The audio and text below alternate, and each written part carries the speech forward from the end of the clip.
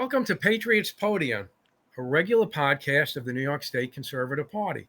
I am Party State Chairman Jerry Kassar. Today I am pleased to be joined by the New York State Assembly Republican leader Will Barclay.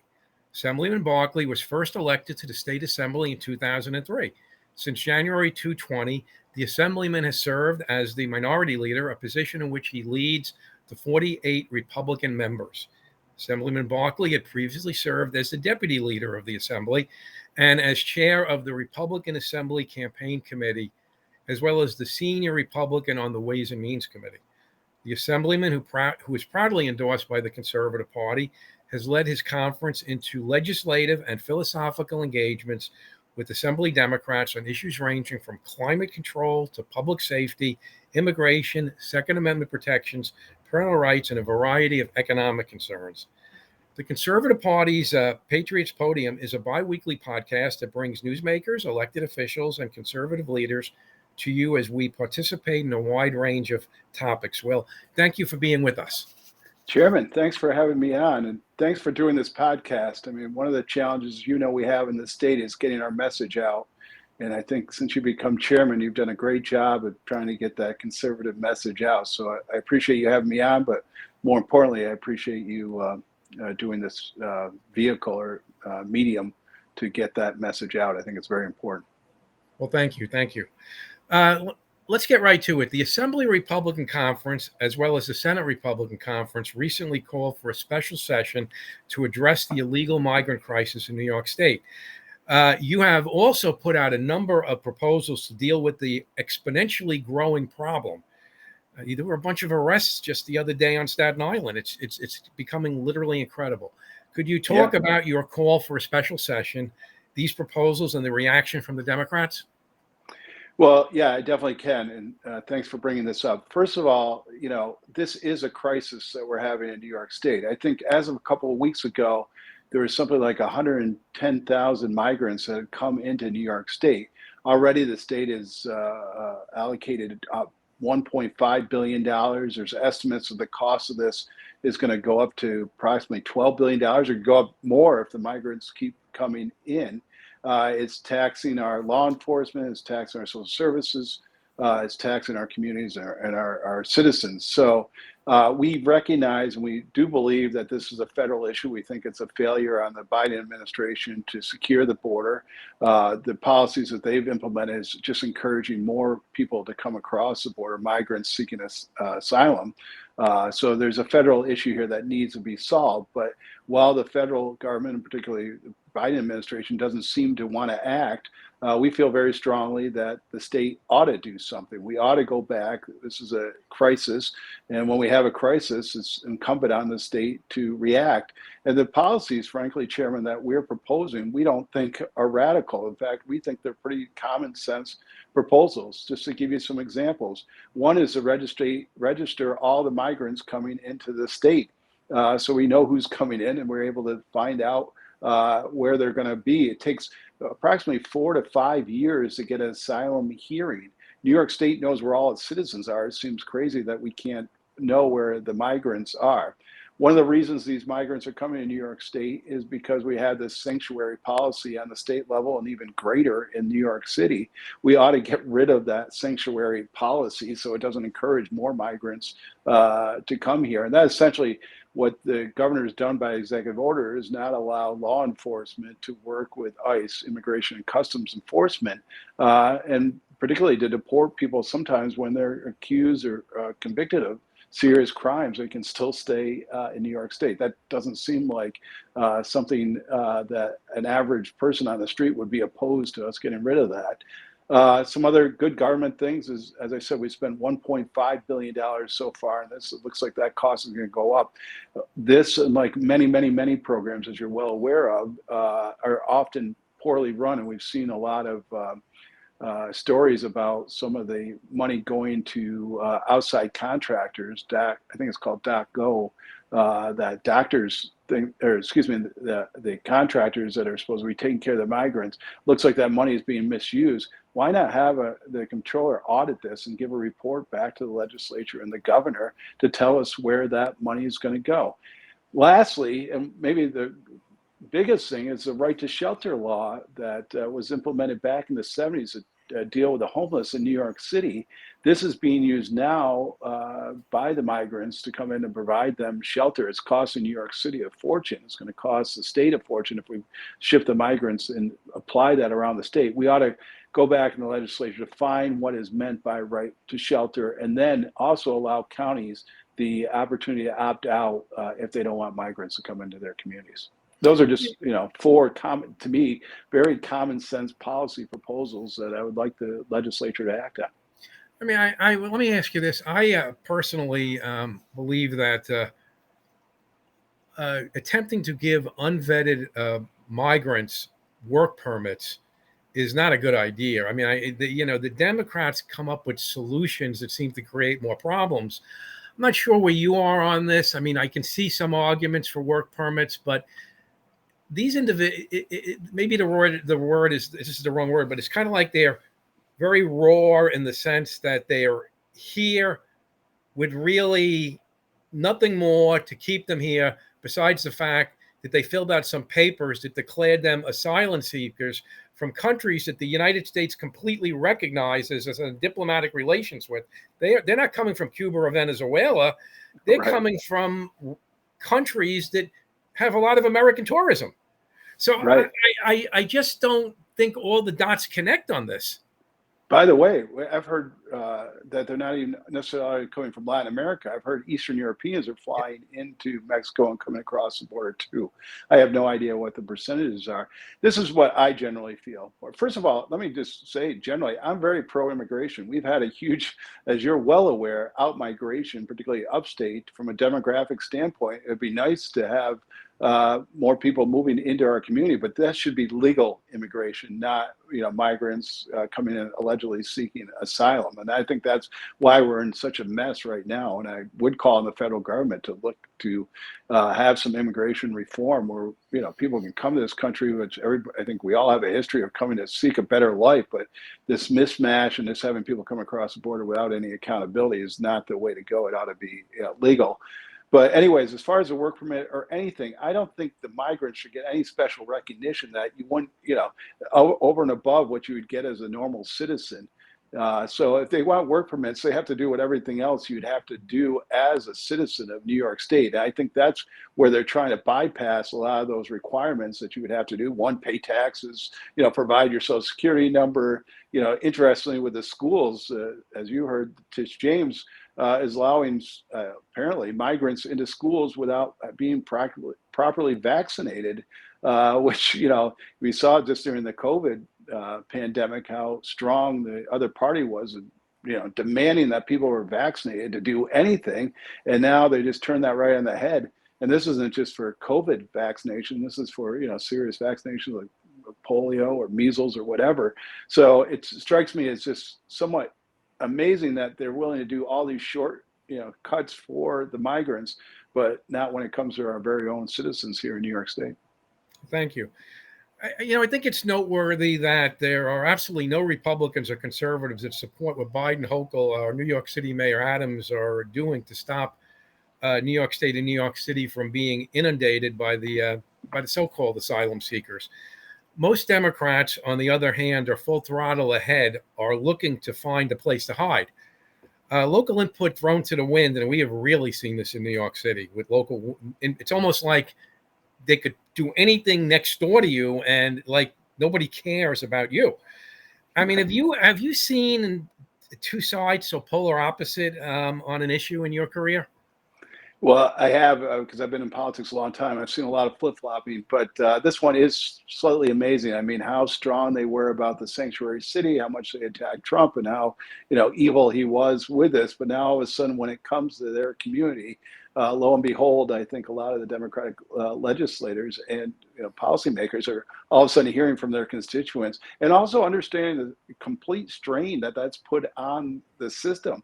I love this. I mean, it's horrible in the fact that it's involving human lives, but the fact that they shipped a bunch of migrants out to what was it, Martha's Vineyard or Nantucket, and they had the communities there who so welcoming had them shipped back off the island as fast as you could, say, "Holy smokes, look who's here!" So there is a lot of hypocrisy in this. And ultimately, this is not a good situation for anybody. It's not good for the migrants, but it's not good, obviously, for our communities. And again, the failure, in my opinion, lies right at the feet of the Biden administration. And after all the outrage from the mayor, from Hochul, from others, it still doesn't seem like the Biden administration wants to act. So again, Chairman, that's why I feel like, why don't we act in New York State? What is preventing us from implementing some? Again, I think if you asked anybody on the street, here's some of the proposals. We understand these aren't silver bullets. They're not going to solve the issue necessarily completely, but better than just standing on the sidelines doing nothing and begging for the federal government and the Biden administration, which shows no sign of wanting to engage on this issue. Why don't we do something? Again, I don't think it's anything unreasonable. And frankly, I don't think it's hyper-partisan. I think it's just clearly common sense and good government, something that we ought to be doing in state government. I completely agree with you. Let's turn to the Second Amendment. It's an important topic for the Conservative Party. It's an important topic for you. It's an important topic for many members of your conference. On September 13th, new, more restrictive protocols went into effect in New York State. I mean, such as the most ridiculous thing thankfully, I think I've heard recently, background checks for ammunition purchases, of which I noticed that Tom King the other day, the head of the National Rifle Association in New York State, ended up having his, he was not able to purchase. He was not able to purchase. A gentleman like him who won major Supreme Court lawsuits was not able to purchase ammunition. There are also legislative attempts to severely limit the Supreme Court's decision in support of constitutional carry. This is being litigated. Please give us your view of where our Second Amendment rights stand in New York State currently. It's another one. It's just an outrage of what's happening in Albany. Supreme Court ruled on that decision, granted us our constitutional rights and said New York permit laws are too onerous on people's Second Amendment rights. And lo and behold, what's the legislature do? Come back and pass legislation that I think is even more onerous than what was in place beforehand. And they understand that they can't just outlaw firearms in New York State. So now they're trying, this is, I think, been a dream of the Democrats for some time, is try to backdoor it and try to make, obviously, a firearm's worthless if it doesn't have ammunition. So try to make ammunition harder and harder to get. And of course, with anything that they roll out, isn't working. The background checks, you mentioned Tom King. I've heard from many, many constituents, completely law-abiding. I heard from a guy yesterday who's never had a speeding ticket in his life, and he got rejected on the background check for ammunition. So something's clearly wrong with the system. But Chairman, doesn't this ultimately show, I mean, here we have a tremendous crime problem in New York State, whether it's because of bail reform, raise the age, or the left's anti-police narrative, you name it. Crime has been a serious issue. In fact, you probably saw the Siena poll out next to the cost of living. Crime was the number 2 biggest issue of concern to New York. And what does the Democrats in the legislature do? Instead of addressing those issues that are causing the increase in crime, they go after, law-abiding gun owners and just making everything in their power to make it more difficult to be a owner and be able to carry a firearm in New York State, which has nothing to do with crime. In fact, you can make the argument, being able to carry a firearm reduces crime, but it's so typical, unfortunately, how Albany runs in this, very blue, one-party controlled state. Instead of addressing the real base issues, here we're attacking New York citizens' constitutional right to bear arms. And I hope, it was good to see Tom King out that. I know Tom and others are fighting the good fight to bring this matter in front of the courts. And, I could foresee this getting to the Supreme Court where they, again, push back on the craziness of New York's gun policies. What ends up also happening is, these lawsuits end up costing private groups lots of money. Right. And then you have the state coming in with the attorney general. It's always that, our broader world ends up spending, hundreds of thousands, millions of dollars, and our taxpayer money is being used against us. It is very, very serious disconnects in New York State. Very serious. I know the Republican legislature people really have no sense of how bad it is not to have control of one of these houses. The Republican legislature really thinks the way we do. I mean, my people on so many things, despite the fact sometimes we get a little caught up on one issue or another, we think the same way and we represent a lot of New Yorkers, but we are literally politically suppressed by the Democrats who just think they have a certain right here to ignore us.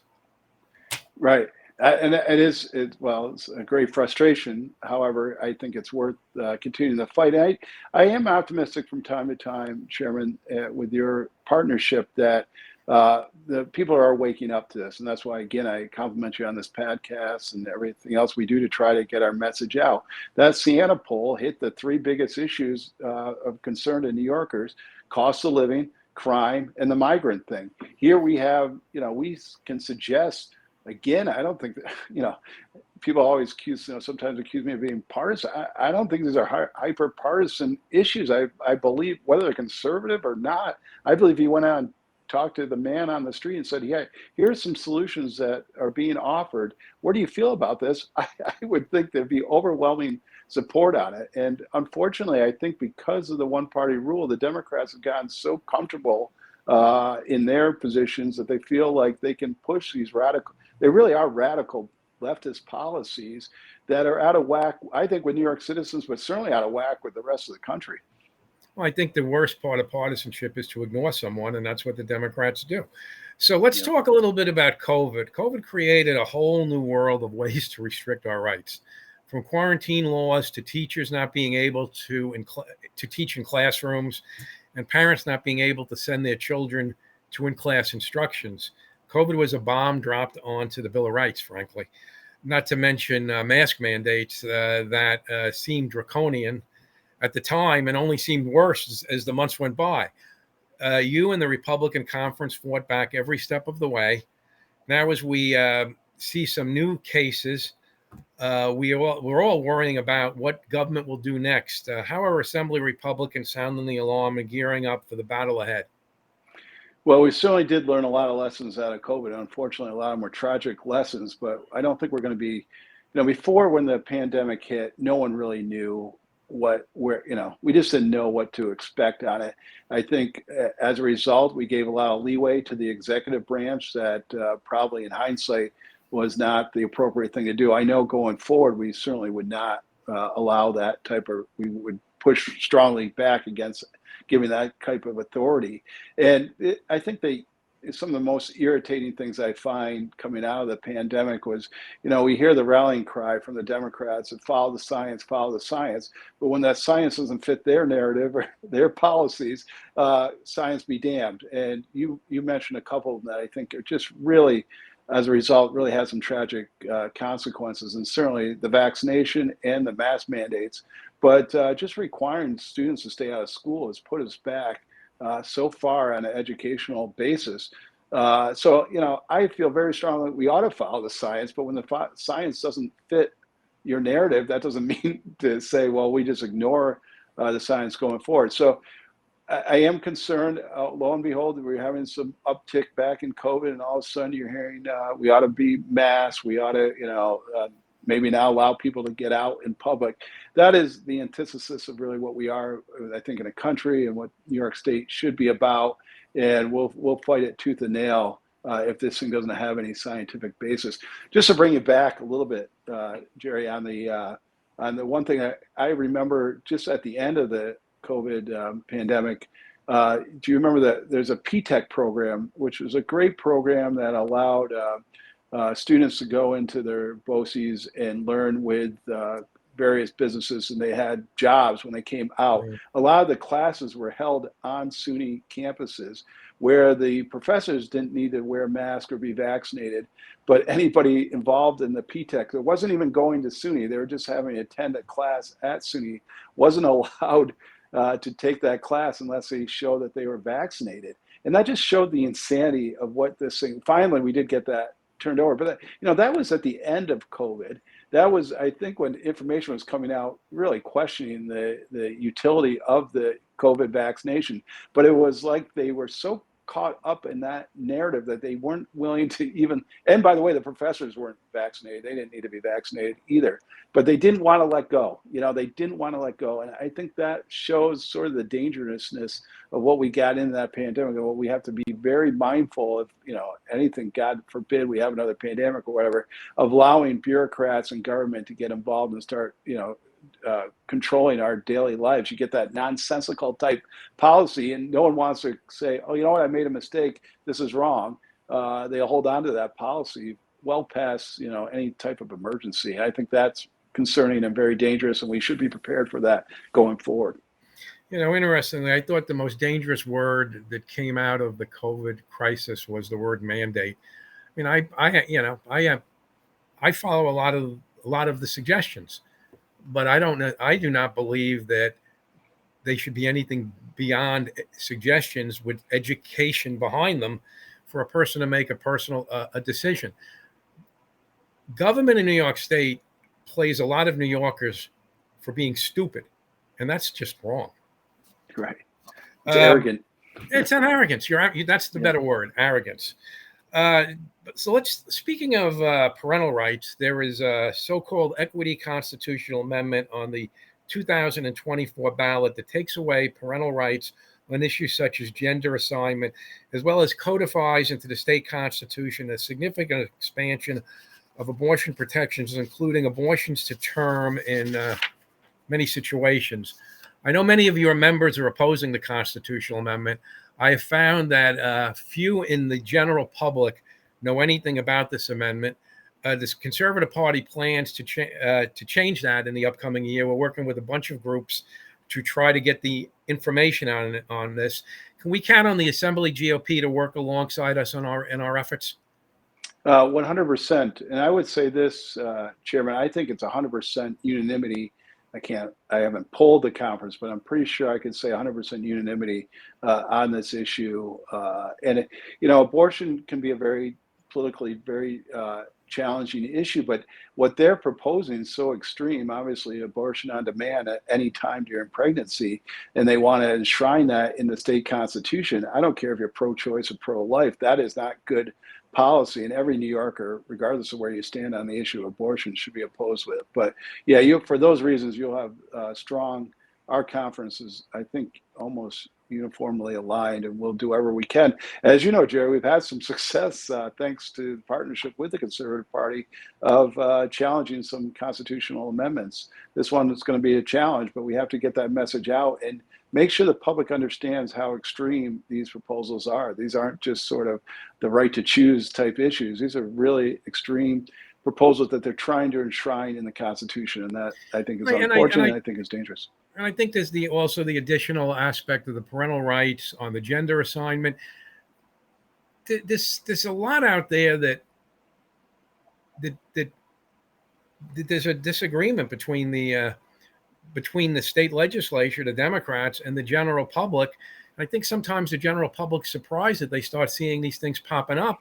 I mean, normal people really want their government to be seen and not heard, frankly. Right. But solve problems. I mean, I think they want them to solve problems, not to overreach into their lives, their businesses, whatever. What gives me a little hope on this, particularly with parental notification, one of the challenges for a variety of reasons I think Republicans have had in our partnership with conservatives is sometimes suburban women. But I know one thing, at least speaking to my wife and talking to other women who are involved in politics, involved in their communities, one thing they cannot stand is not being told of what's going on and thinking that they don't have control over what their family's future or whatever, So the idea, and that happened in Virginia, thankfully, I think all of a sudden when Terry McAuliffe said on the debate stage, parents don't have the right to have a say in their kids' education, that outraged a lot of people. And so we just got to make sure the New Yorkers understand that this is exactly what the Democrats are trying to do. And it's one thing to do it, as you know, Jerry, to do it in legislation, but to try to enshrine this into the state constitution, I think is very dangerous. We have to do all we can to not allow that to become constitutional law. Well, thank you. So You've had great success in increasing the number of Republican and conservatives in the assembly. Just last year, you increased your conference, and this is after a Democratic-controlled reapportionment by, I believe, 5 seats. Is it 5 seats? Yeah, 5 seats. Yep. 5 seats, which pretty big, frankly. What are your predictions for next year? How can the Conservative Party and our viewership help you? So thank you for raising that. I think we have our goal, obviously, is to get out of the super minority and get to 51 seats, which is important. Obviously, when it comes to a veto, the Democrats can't override it. And if we ever had a Republican governor, which we almost did with Lee Zeldin, that would have been even more important. But ultimately, it's very hard for us to get to the majority just because we are in a very blue state. But that doesn't mean we can't affect public policy. And one way we do that is just increasing our numbers, gives us a lot of voice and doesn't allow the majority to be able to maneuver and let people off votes as easily as they have if they have such a huge majority.